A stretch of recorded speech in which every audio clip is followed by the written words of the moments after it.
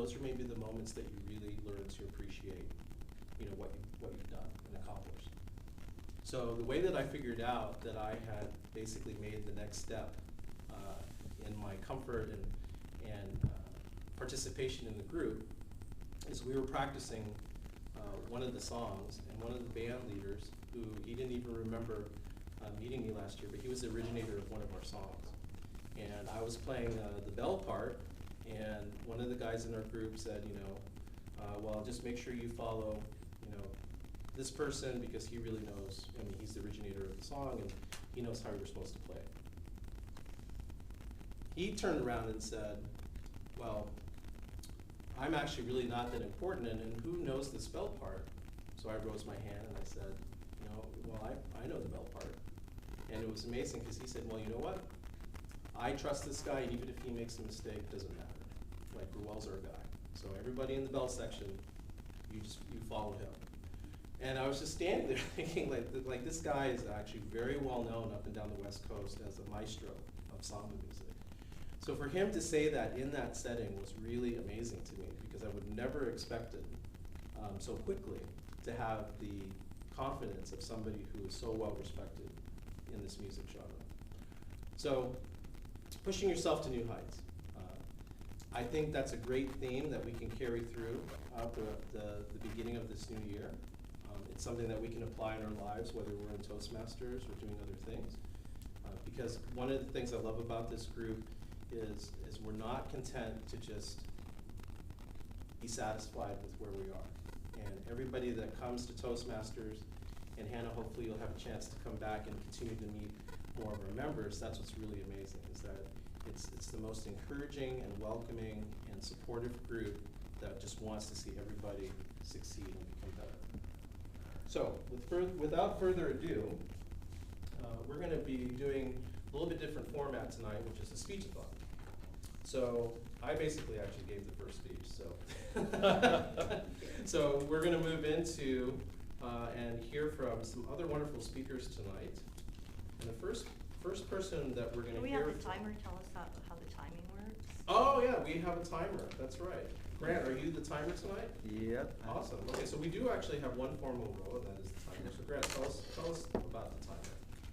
All right. So it is important to give a speech in certain constraint of time, and my job is to keep track the time for your speech as you give. And for example, I will turn on the green light when the speech is at 5 minutes, and I will turn on the yellow light when the speech is at 6 minutes, and I will turn on the red light when the speech is at 7 minutes, and you will have 30 seconds to wrap up your speech. Yeah. Awesome. Thank you. Thank you, Grant. Thank you, Grant. Well, great. So, let's start with our first formal speaker tonight. One of our amazing and wonderful longtime members. Verla just came back from a really awesome trip that I cannot wait to hear about. And her speech title is Taking the Crown Princess Cruise to Alaska. And it seems like she was there at a particular time because of these wonderful visual pieces. So I can't wait to hear about that. All right, so let's give a warm welcome to Verla.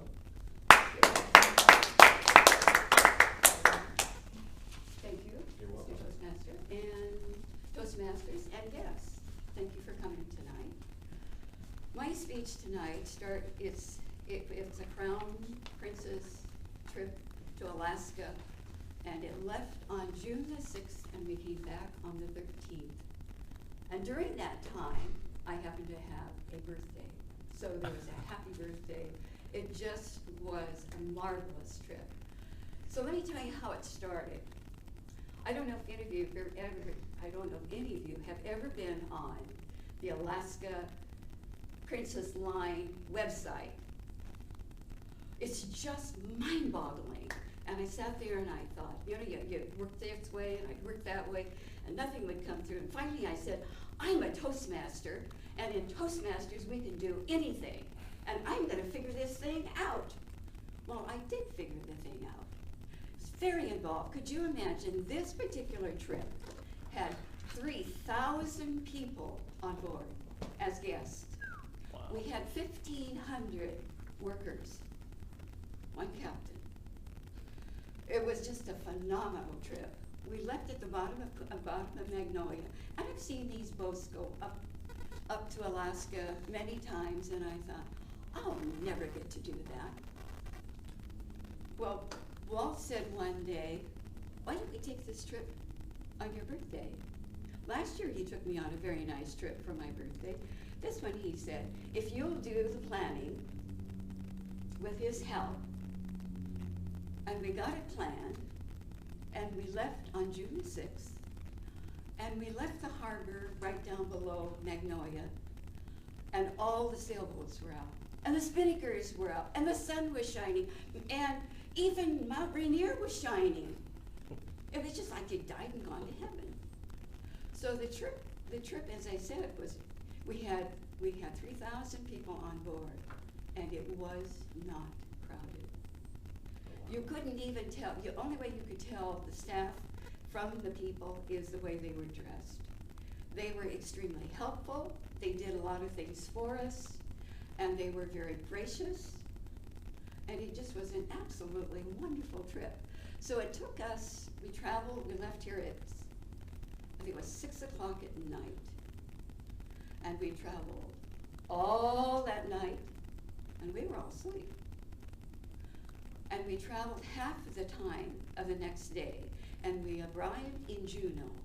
Well, what's Juneau have to offer? Does anybody know what Juneau has to offer? Well, Juneau has a glacier garden, and we took a motor coach up to the top, and you could see a glacier. Now, do you know a glacier? When the glacier releases some of the ice, that's called calving. So we were there for a day and a half, and you walked around. You walked around this little town, and you could certainly tell the difference between a town and Seattle, because Seattle is a city. And these were little tiny towns, way up in the middle of nowhere. You would walk around and you'd see all these antique shops and little tiny drugstores, and you couldn't even find contact wedding solution. You couldn't even find it on board the boat. You'd hardly call it a boat because it was quite a vessel. It was a ship, just huge, and you never felt crowded. It just felt so big, so comfortable. You could choose your own way of eating. You could eat in the captain's table if you wanted to do that, or you could eat in a dining room and be seated, and they would wait on you, or you also could go to a buffet. We chose a buffet because then you could eat what you wanted to do, and they'd serve you plates that were about this big. Well, you know what happens when you eat when the plate is that big, and they finally put out smaller plates, so some of us would choose the smaller plates, so when we got home we wouldn't have to lose 40 pounds or more. Some of those people just loaded their plates up with food. And the weather was nice, and we spent a day there, and then we headed for our next destination, which was Skagway. Anybody ever heard of Skagway? Mm-hmm.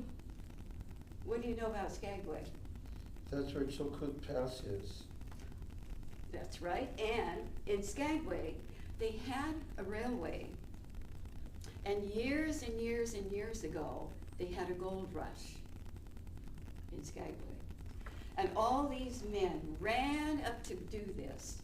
And when you looked at the area that they had to climb, it was like this, just straight up. And there would be men that just absolutely lined the whole way. And if a man dropped his shoelaces and had to tie his shoelaces, guess what he did? He had to step out, and then nobody would let him in, and he'd have to go to the end of the line. Well, we took the trip up on a rail car, and it had about 50 of us in it, and we saw gorgeous scenery, and when you thought of the men and going up that trail, it was on the green light already?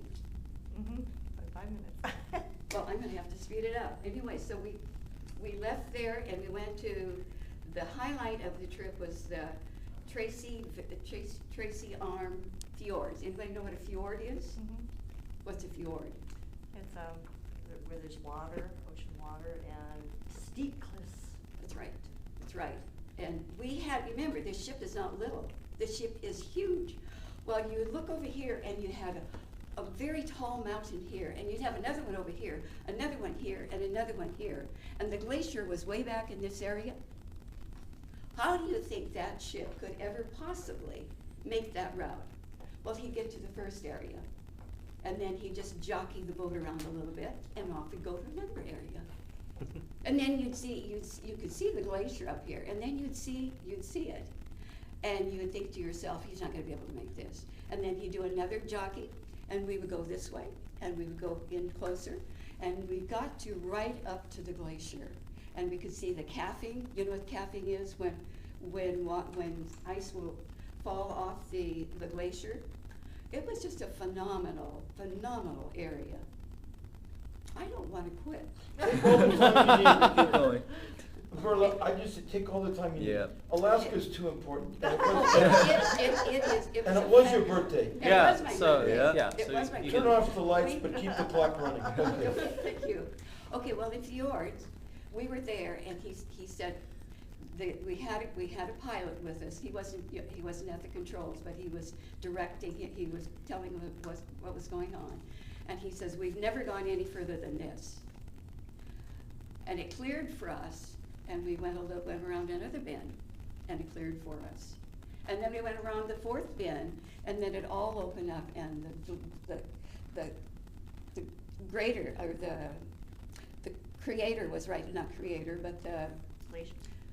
well, the glacier was right here. And then we saw little seals that were born on ice. Little seals that would be born, and you know where they were floating on the ice with their lungs. Well, how can a baby seal that's just born, you know, when we're mothers, and when a baby is born, it's been inside the womb and it's very warm, and then they come out and here it is ice cold, and that's their life. That's their life. So we just took lots and lots of pictures, and there was one woman who, it started to rain, and this girl who was taking pictures, she had her umbrella here and her flash here, and I walked up there and said, can I hold your umbrella? And she said, oh no. And she just kept flashing pictures, and we got back to the cabin, and that evening there was a presentation on the crater, and she was one of the presenters.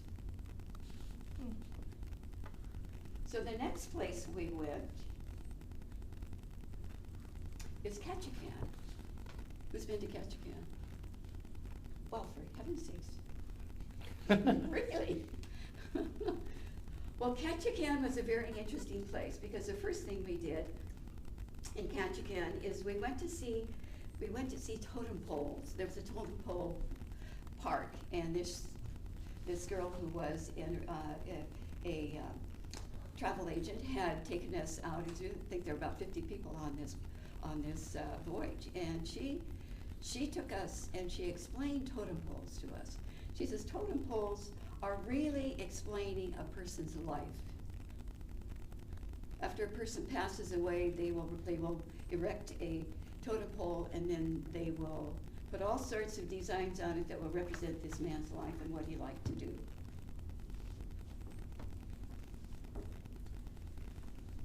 So after that, when we came back, she was telling us about the lumberjacks and the fact that they have a contest every day. And she was a very attractive young girl, and she was from Utah, and she came up there every summer to work as a travel agent. And she was telling us how much she liked the lumberjacks, and she really wanted to live in Ketchikan all of her life and marry a lumberjack. She was very well spoken, very well spoken. So when we got back to our boat, our next assignment was to go see a lumberjack show.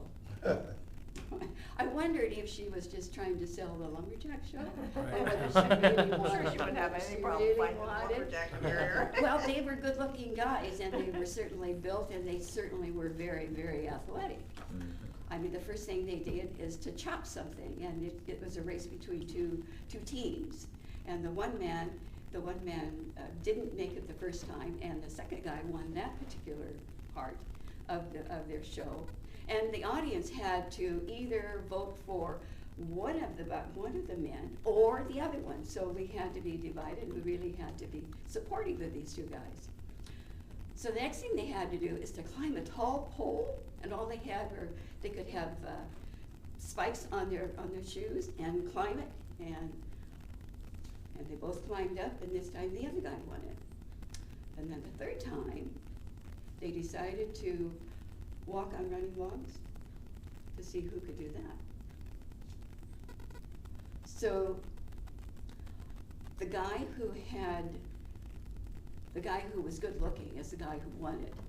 And I wondered if he was going to get the girl. I didn't know whether that was whether that was really true or what, but she sure built it up so that we all did go see that particular And show. Our Toastmasters Club.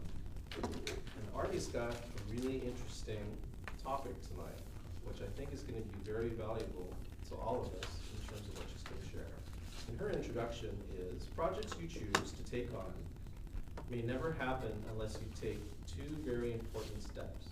Tonight, Artie will share a current project she is working on and the keys to getting it done.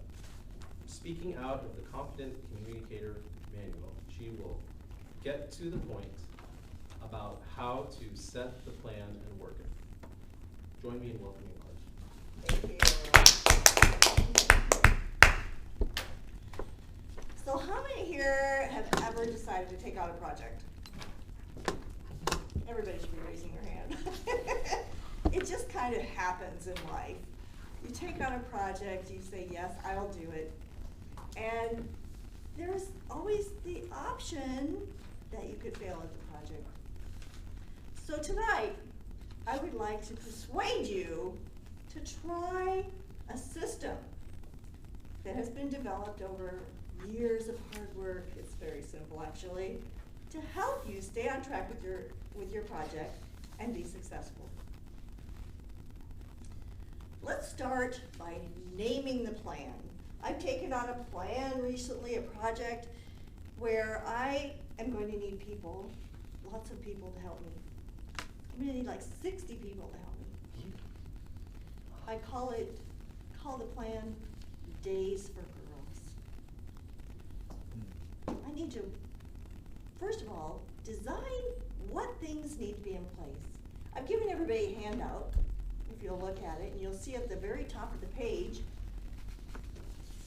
the week of the project. Let's just take it 1 week at a time. This is the page where you put your plan on paper. This is what I'm going to do this week to move the plan forward. First of all, I'm going to make, my goal is to make 1,000 kits. These kits are going to go to developing countries for girls to use during their menstrual cycle. They don't have any kind of hygiene products there, nor natural resources, nor can they use disposables because they have no way of disposing of them. They just end up just on the ground. These girls are not even able to go to school during their menstrual period because they don't have any way of not dripping everywhere. So they don't go to school. They stay at home for like 7 days of the month and they're completely ineffective. They don't have any way of free self-expression or functioning in the world. I have a passion, a heart for these girls. And there is a company or a organization out there called Days for Girls. And I want to help them distribute these kits by finding volunteers that will make them. So the first thing I'm gonna need to do, and I have a first thing on the list, is watch the video of how to make these kits, how to make these. It's gonna take me about an hour to watch them. Then I need to download the patterns. One of the things that I would like to do is get all of the fabric donated. So you can see I need to approach, I'm just gonna start with 2 fabric places I'm gonna approach them. And I have, what's really important is you have to say, I'm going to do it this date and this time. It's always flexible. Just know that that this isn't in concrete, but it means that you get out your calendar and you write it down. You write it down, you put it in there, right? So it's going to mean that you are making your plan.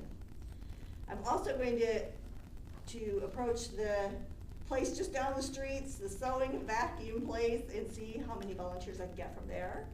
Or if I can get them even just to use their serger. They have a serger which kind of does the edges. I also put down the date and the time that I'll contact them. And then I've got people that are of influence.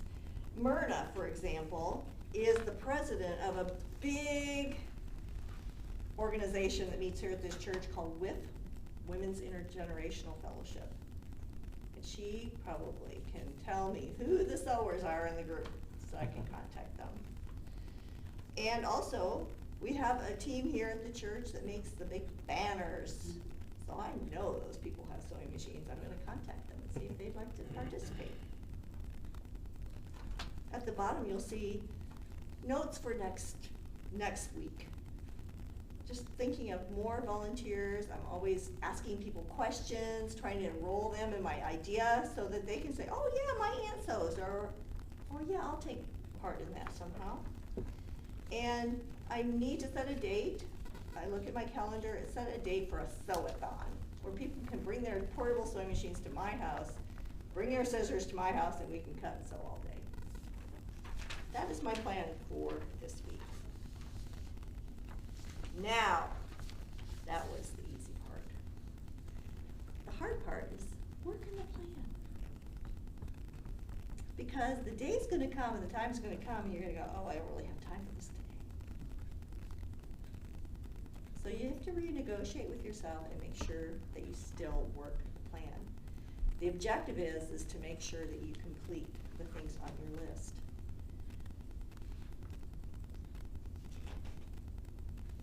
I have actually put some of our members through a high-performance leadership project. There are 2 in this room, 3 in this room that have actually done a high-performance leadership project that is put out by Toastmasters International. And it helps you use this very plan. Majid and Verla both put together contests using the High Performance Leadership Project, and it is much the same, where it keeps you on track so that, have you done it? Area 24 contest Yes, is low. okay. But also, so let's just say that I have persuaded you to try this. Actually, I've given you a blank sheet that you can use and you can print off as many as you want. It's not proprietary in any way, but I would hope that the next project that you take on, and trust me, if you want to take on a project, I have one for you. Coming up next month, on the 18th of July, I need your help. So you can come to me and I'll help you do it. So I would say that being persuaded that you can do any project that you put forth in your mind, just putting it on paper, planning and working the plan, you will be a success. Mr. Toastmaster. Thank you. Any what's magic about on July 18th?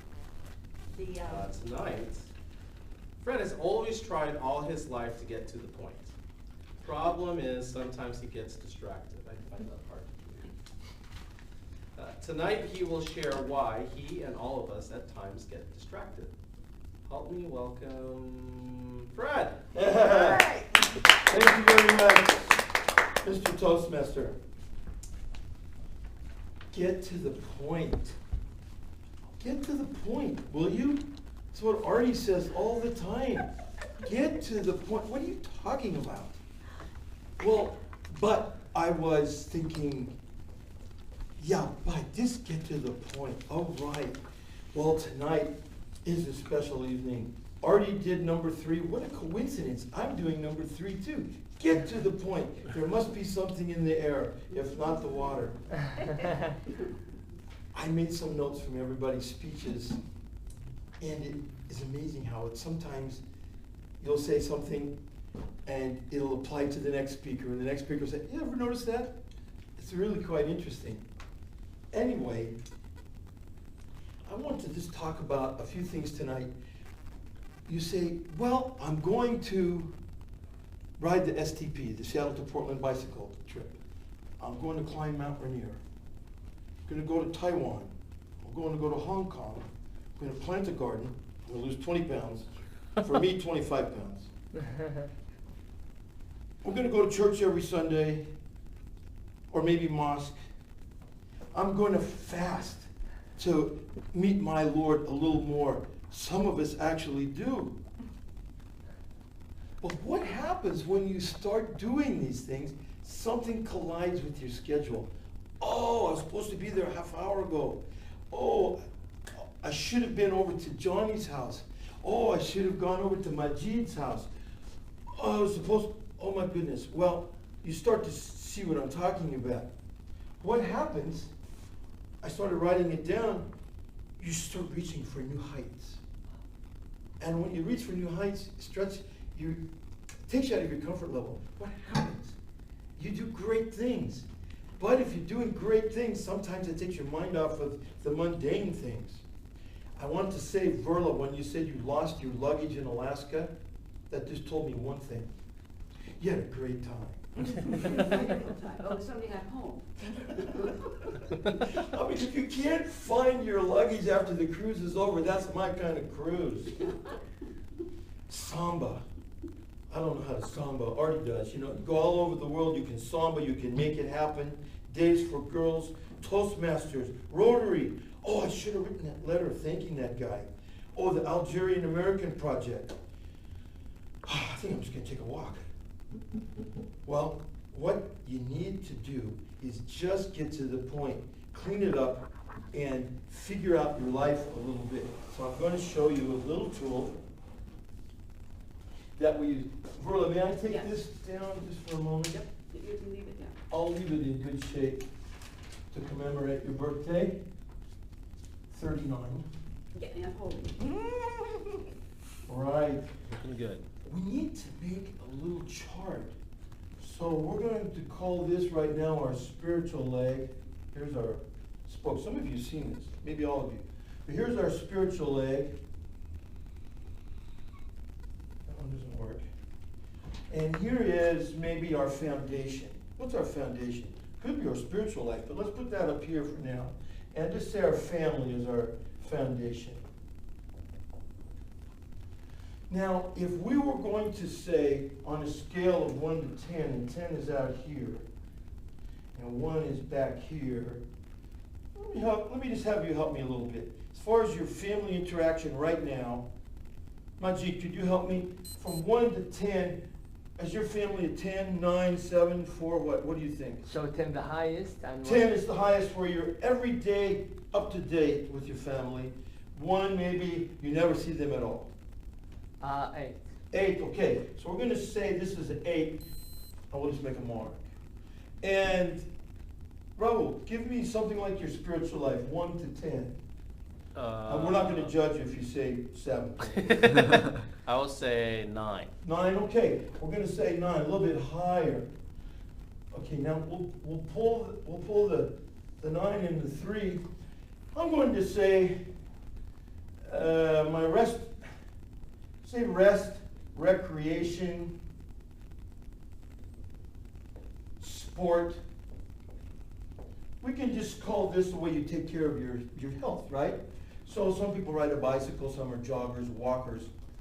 With the 10 out here, I'm going to say with me, I'm barely pulling a 4 right here, right? All right. Now, but on the opposite side of that, let's say health. Maybe you're interested in vitamins or something. Verla, where are you on your health spectrum? Are you a 10? Is your health right where you want it? I'm a 10. You're 10, okay, great. Now, let's go education. Artie, education, I mean, are you reading, are you? No. Are you learning a foreign language? Yes, No. or are you learning Arabic? Okay, what is it? I'm learning French. Okay, French, but on a 1 to 10, All right. how's your educational goals at the moment? My goals, they're 5. 5, okay, so we'll make that a 5. Now, down on the other side of that, well, let's just say, oh, maybe something that's important. Here, how about your financial? And I know this is the person to ask. Anna, side, financial, you're a banker. Let's say your financial goals, are you a 10? Have you accomplished 10? Or are you a 1 or a 5 or a 7? 9. 9, okay, Wow. good. We're gonna invest with you. That's pretty good. Now we just have one more, we'll just do one more, okay? And let's make this one, somebody shout something out. Could be, what's important in your life? Work Grant? life. Work. Work, that's the, why did I do that? Who Your have I career, had? Hold on. your career. Grant, how about work, like 1 to 10? What, your goals pretty substantial? Probably like 4. 4, okay. So we're gonna go 4. Now we have 1 left. What are we missing? Somebody tell me what we're missing. Community. Community life. Oh, community's good. Friends. Okay, let's just say community, pardon my back. And I'm going to ask Hannah, in your life, community, would you say you're a 1 or a 10? Are you a community type person? 6. 6, good, I like 6. There we are. What I have here is a little wheel. Maybe you've seen this before. Now we're going to connect our dots. So here we are, Verla's a 10, so we're going out to 10. We're coming back for this one, over to this, over like that, like this, there. There's your wheel of your life. Now, if you're like me, trying to please too many people at once and colliding with some of the things you want to do, you need to make a few adjustments to bring this one out, maybe one back in a little bit, so at least it looks like it could roll, like a wheel. The only caveat to that is, if you're like me and some others, our spiritual leg is important to us. So, if that's the only bump in the road that you have, that's great. Otherwise, you know, if you can make them round and make them even, then you won't be so much. This is bumping in the road and colliding with some of the other things. So, for me, this is my goal. Now that I don't have to be president anymore, I'm going to go out and make my wheel roll smoothly and try and be a better husband, a better Toastmaster, and a better man all the way around. Mr. Toastmaster. Brad, thank you so much.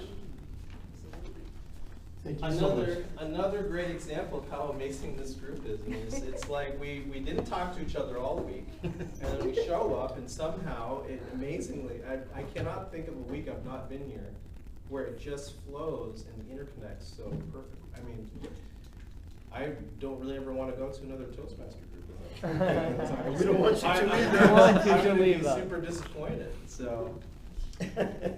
Well, Majid's going to take a pass, and that's okay, because Majid is another one of our amazing success stories and inspirations of why Toastmasters is such a great place to encourage and support one another in our quest to become better public speakers. So we'll give Majid a pass today. But in lieu of that, I have an extended variation of table topics tonight.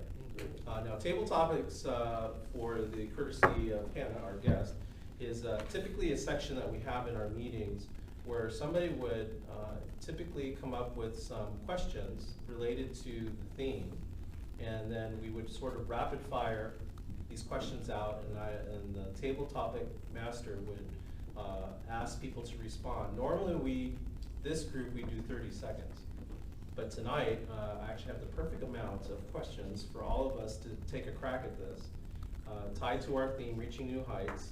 And tonight, I thought I would extend it to 1 minute, so that you have a little bit of time to think out your answer a little bit more than we normally have. And I think that we're gonna have better answers that way. Okay. So I'm gonna start with, let's see.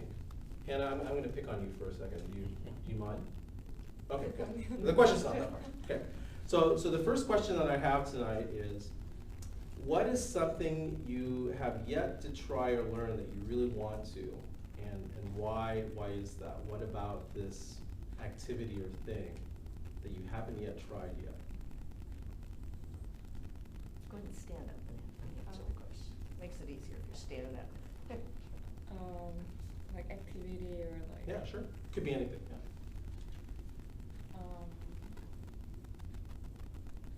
What? Oh, okay. So where to start right away? No, or something maybe that you were looking to do in the future, or Like maybe, what's that? you've just started, yeah. Would you like an example? No, I can just go. Okay, good. So I think the skill that I really wanted to learn for a long time, but I never really like took time to